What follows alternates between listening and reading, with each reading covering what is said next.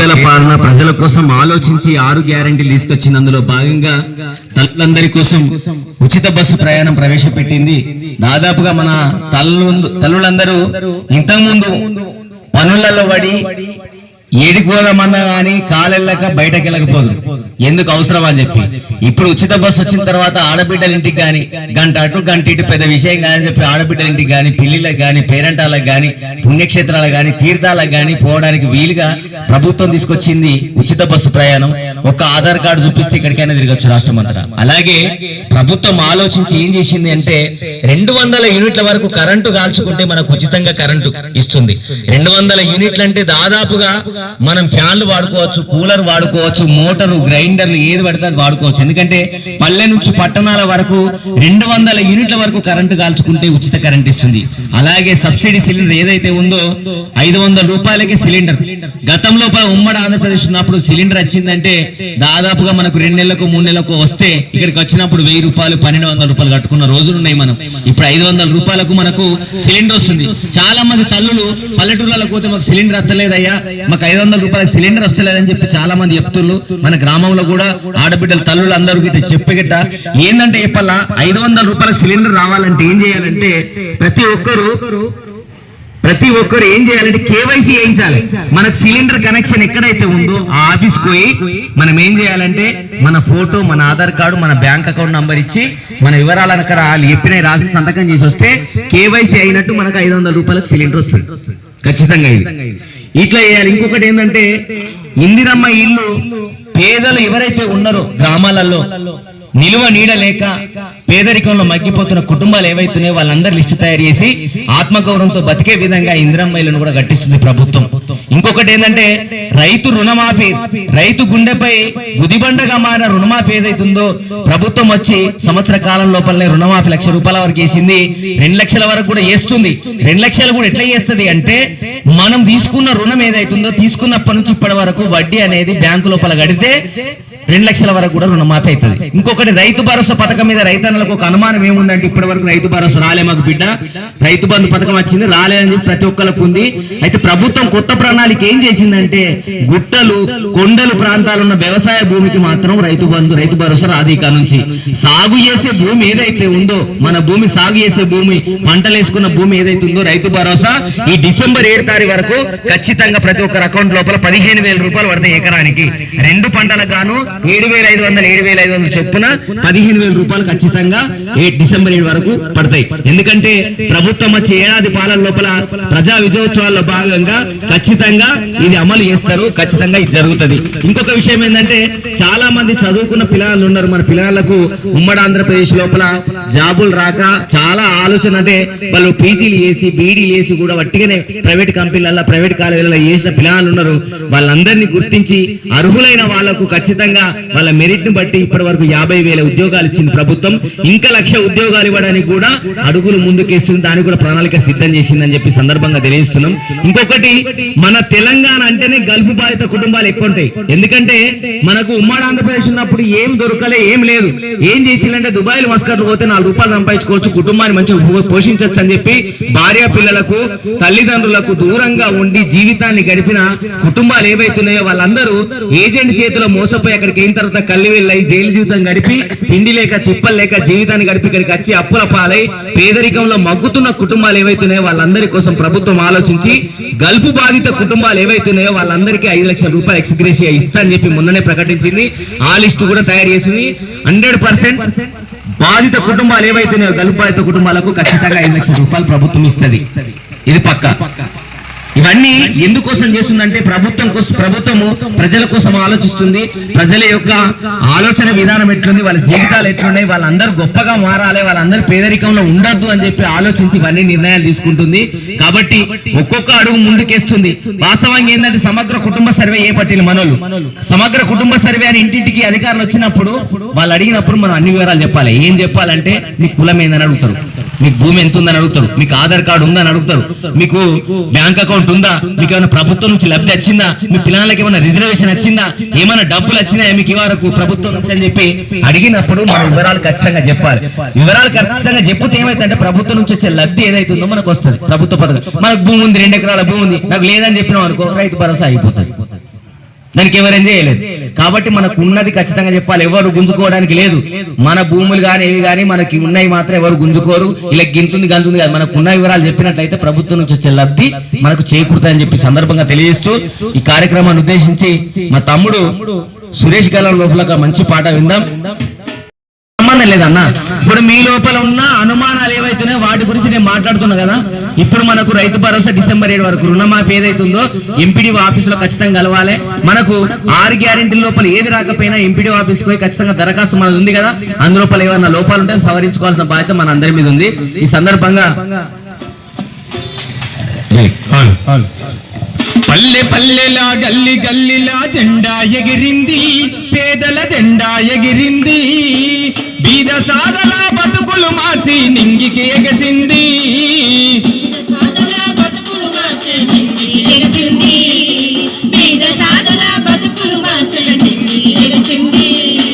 మహాలక్ష్మి పథకముతోని మహిళల మనసే దోచుకుందిరా, మహిళల మనసే దోచుకుందిరా, మహిళల మనసే దోచుకుందిరా. గృహజ్యోతి పథకముతోని కుండెల బాధే తీర్చివేసెరా, కుండల బాధే తీర్చివేసెరా, కుండల బాధే తీర్చివేసెరా. చేయుతిచ్చి చెరిగిపోని బంధమూలే తోడు నిలిచెరా, బంధమూలే తోడు నిలిచెరా, బంధమూలే తోడు నిలిచెరా. మత్సలేని పాలనతో గోసలనే మార్చివేసెరా, స్వచ్ఛమైన లాలనతో గోసలనే తీర్చివేసెరా, మత్సలేని పాలనతో బతుకులనే మార్చివేసెరా, స్వచ్ఛమైన లాలనతో గోసలనే తీర్చివేసెరా. పల్లె పల్లెలా గల్లి గల్లిలా జెండా ఎగిరింది, పేదల జెండా ఎగిరింది, బీద సాదల బతుకులు మార్చి నింగికెగసింది.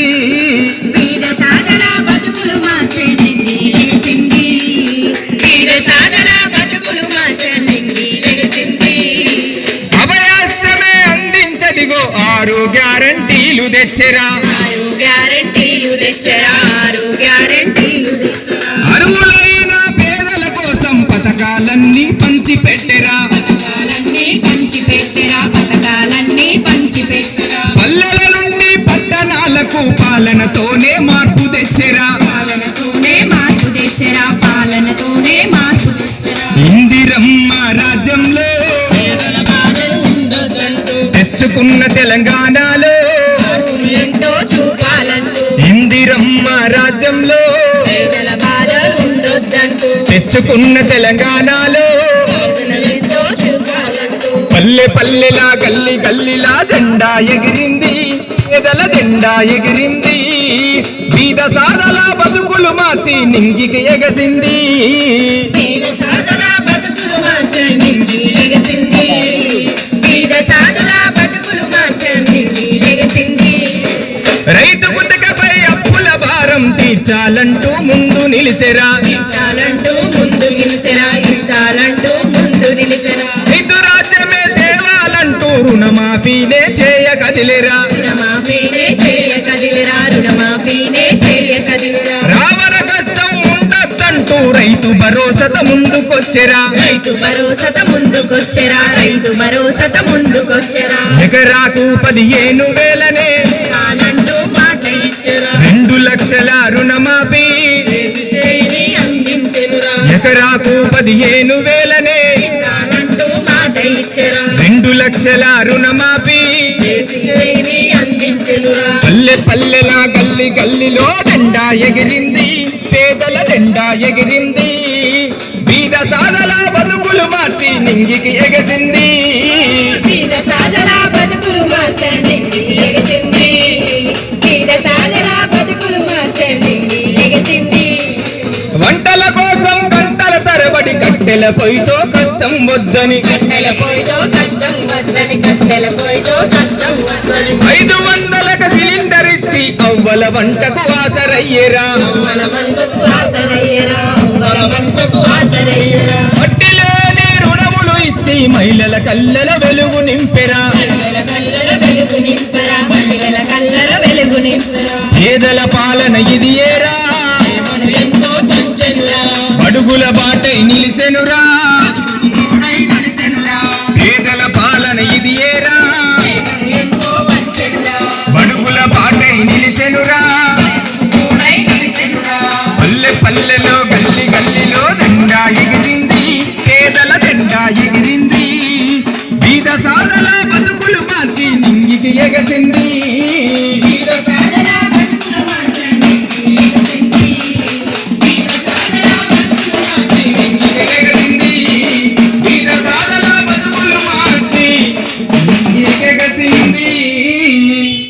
లోపల ఉన్న అనుమానం నివృత్తి చేయడానికి ఈ కార్యక్రమాలు ఏర్పాటు చేయడం జరిగింది. కాబట్టి దయచేసి ప్రజలందరూ సహకరించి ఈ కార్యక్రమం లోపల పాలు పంచుకోవాలని చెప్పి తెలియజేస్తున్నామండి.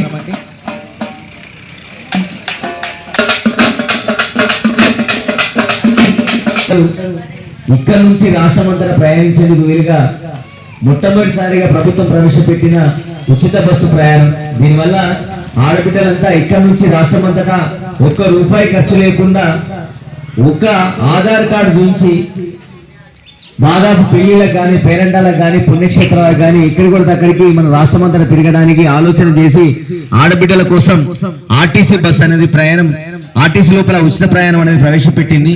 ఇంకా చాలా పథకాలు తీసుకొచ్చింది. అవన్నీ మీ అందరికీ చేరువైతున్నాయా లేదా, ఏమైంది అనే విషయాల గురించి చర్చించడానికే ఈ కార్యక్రమం ఇక్కడ ఏర్పాటు చేయడం జరిగింది. ఇందులో భాగంగా ముందుగా మన మిత్రుడు రాజేందర్ గలం లోపల ఒక పాట విందాం.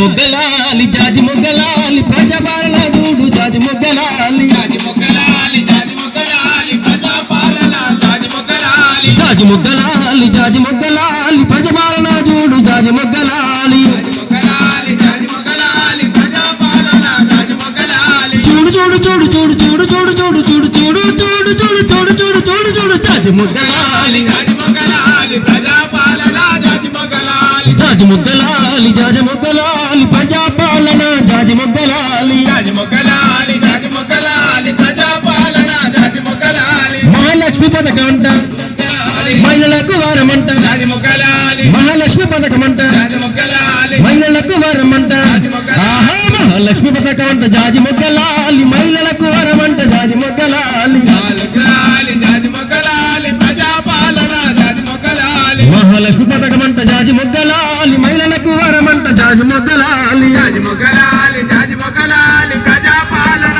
జాజి మొగ్గలాలి 6 గ్యారంటీలతో 6 గ్యారంటీ జాజి మొగ్గలాలి ముందులు ఇచ్చినది జాజి మొగ్గలాలి 6 గ్యారంటీలే జాజి మొగ్గలాలి ముందులు ఇచ్చినది 6 గ్యారంటీతో జాజి మొగ్గలాలి ముందులు ఇచ్చినది జాజి మొగ్గలాలి జాజి మొగ్గలాలి జాజి మొగ్గలాలి ప్రజాపాలన జాజి మొగ్గలాలి 6 గ్యారంటీలు జాజి మొగ్గలాలి ముందు నిలిచినది జాజి మొగ్గలాలి జాజి మొగ్గలాలి జాజి మొగ్గలాలి ప్రజాపాలన జాజి మొగ్గలాలి జాజి మొగ్గలాలి జాజి మొగ్గలాలి ప్రజాపాలన జాజి మొగ్గలాలి జాజి మొగ్గలాలి జాజి మొగ్గలాలి ప్రజాపాలన జాజి మొగ్గలాలి 200 యూనిట్లు మొగ్గలాలి ఉచిత కరెంట్ ఇస్తుండ్రు జాజి మొగ్గలాలి 200 యూనిట్లు మొగ్గలాలి ఉచిత కరెంట్ ఇస్తుండ్రు 200 యూనిట్లు జాజి మొగ్గలాలి ఉచిత కరెంట్ ఇస్తుండ్రు జాజి మొగ్గలాలి జాజి మొగ్గలాలి జాజి మొగ్గలాలి ప్రజాపాలన జాజి మొగ్గలాలి 200 యూనిట్లు జాజి మొగ్గలాలి ఉచిత కరెంట్ ఇస్తుండ్రు జాజి మొగ్గలాలి జాజి మొగ్గలాలి జాజి మొగ్గలాలి ప్రజాపాలన జాజి మొగ్గలాలి జాజి మొగ్గలాలి జాజి మొగ్గలాలి ప్రజాపాలన జాజి మొగ్గలాలి మొగ్గలాలి జాజి మొగ్గలాలి ప్రజాపాలన జాజి మొగ్గలాలి కూడుగులు లేనోళ్ళు కూడుగులు లేనోళ్ళ జాజి మొగ్గలాలి ఇందిరమ్మ ఇల్లు ఇస్తారు ఇందిరమ్మ ఇల్లు ఇస్తారు కూడుగులు లేనోళ్ళ జాజి మొగ్గలాలి ఇందిరమ్మ ఇల్లు ఇస్తా జాజి మొగ్గలాలి జాజి మొగ్గలాలి జాజి మొగ్గలాలి ప్రజాపాలన జాజి మొగ్గలాలి కూడుగులు లేనోళ్ళకు జాజి మొగ్గలాలి ఇందిరమ్మ ఇల్లు ఇస్తా జాజి మొగ్గలాలి జాజి మొగ్గలాలి ప్రజాపాలన జాజి మొగ్గలాలి ఆహా జాజి మొగ్గలాలి జాజి మొగ్గలాలి ప్రజాపాలన జాజి మొగ్గలాలి జాజి మొగ్గలాలి జాజి మొగ్గలాలి ప్రజాపాలన జాజి మొగ్గలాలి జాజి మొగ్గలాలి ప్రజాపాలన జాజి మొగ్గలాలి జాజి మొగ్గలాలి జాజి మొగ్గలాలి ప్రజాపాలన జాజి మొగ్గలాలి. ప్రజలకు మధ్య వారధిగా తెలంగాణ సాంస్కృతిక సారథి కళాకారులచే ఇక్కడ అవగాహన కార్యక్రమం నిర్వహిస్తున్నామంటే దీనికి జిల్లా కలెక్టర్ గారి ఆదేశానుసారం జిల్లా పౌర సంబంధాల అధికారి గారి నేతృత్వం లోపల ప్రకాష్ వీళ్ళందరూ రికవరీ కాబట్టి ఇక్కడికి రావడం జరిగిందమ్మా. తల్లులంతా ఒక విషయం అడిగిళ్ళు, బిడ్డ రాళ్ళు రప్పలున్న ప్రాంతానికి మరి రైతు భరోసా రాదన్నారు కదా, మరి రాళ్ళు రప్పలని ఎందుకంటుండంటే సాగు చేయని భూములు ఉంటాయి కదా. ఇప్పుడు ఇప్పుడు గుట్ట ప్రాంతాన్ని కొంతమంది కొనుక్కుంటారు మాకు ఉండనని చెప్పి, దానికి సాగు వేయకపోతే మాత్రం రైతు భరోసా రాదు. అక్కడ పత్తో ఏదో వేస్తాం. మన వ్యవసాయ అధికారి వచ్చినప్పుడు మీరు ఏం పంట వేసినంటే మనం చెప్తాం, చెప్పమా పొలం వేసినామయ్యా, పేరడు వేసినాం, పత్తి వేసినాం, వేరుశెనగ వేసినాం, ఇవన్నీ చెప్తాం కదా. ఇట్లాంటి భూములు ఖచ్చితంగా వాటికి రైతు భరోసా వస్తుంది. ఇంకొకటి ఏంటంటే పింఛన్లు వస్తలేవు బిడ్డ, పింఛన్లు ఇంకా రాలేదని చెప్పి ఒక తల్లి అడిగింది. డిసెంబర్ 7 తారీఖు వరకు మనకు సంవత్సర కాలం పూర్తవుతున్న సందర్భంగా లోపల ప్రభుత్వం సమగ్ర కులగణన సర్వే, సమగ్ర కుటుంబ సర్వే చేపట్టింది. ఎందుకంటే ఎవరికి ఏమొస్తుంది, ఎవరికి ఏమస్తలేదు, ఎవరు లబ్ధిదారులు, ఎవరు అర్హులు, ఎవరు అనర్హులు అనే విషయం కోసమే ఈ సమగ్ర కుటుంబ సర్వే అనేది చేపట్టింది. అర్హులైన వాళ్ళు ఎవరైతే ఉన్నారో ఖచ్చితంగా వాళ్ళకు ప్రభుత్వం నుంచి రావాల్సిన లబ్ధి ఖచ్చితంగా చేకూరుతుంది, వాళ్ళకు వస్తుంది. ఎందుకంటే ఇవ్వాల్సిన బాధ్యత వాళ్ళకు ఉన్నది, తీసుకోవాల్సిన బాధ్యత కూడా మనకు ఉంది. అవునా కదా? అడిగి తీసుకోవాలి కాదా? మనం అర్హులం, మనకు రావాల్సిన ఏవైతే ప్రభుత్వ పథకాలు ఉన్నాయో ఖచ్చితంగా తీసుకోవాల్సిన బాధ్యత మనందరి మీద అని చెప్పి తెలియజేస్తూ, ఈ కార్యక్రమం లోపల వాస్తవంగా ఇంతమంది తల్లులందరూ, రైతన్నలు, బాపులందరూ పేరు పేరున ప్రతి ఒక్కరికి మన గుళ్ళకోట గ్రామం లోపల ఈ కార్యక్రమానికి సహకరించిన మీ అందరికీ పేరు పేరున కృతజ్ఞతలు తెలుపుతూ, కార్యక్రమం ఇంకా విజయవంతం చేయడానికి మళ్ళొకరు వస్తాం. డిసెంబర్ 7 తర్వాత పథకాలన్నీ, ప్రభుత్వ పథకాలు ఎవరింటికి చేరువైతున్నాయనే విషయం గురించి కూడా కూలంకషంగా చర్చించడానికి అప్పటికి అధికారులు వస్తారు, వాళ్ళతో పాటుగా మేము వస్తామని చెప్పి సందర్భంగా తెలియజేస్తూ ఈ కార్యక్రమానికి సహకరించిన మీ అందరికీ పేరు పేరున కృతజ్ఞతలు తెలుపుతూ ముగిస్తున్నాం. Thank you.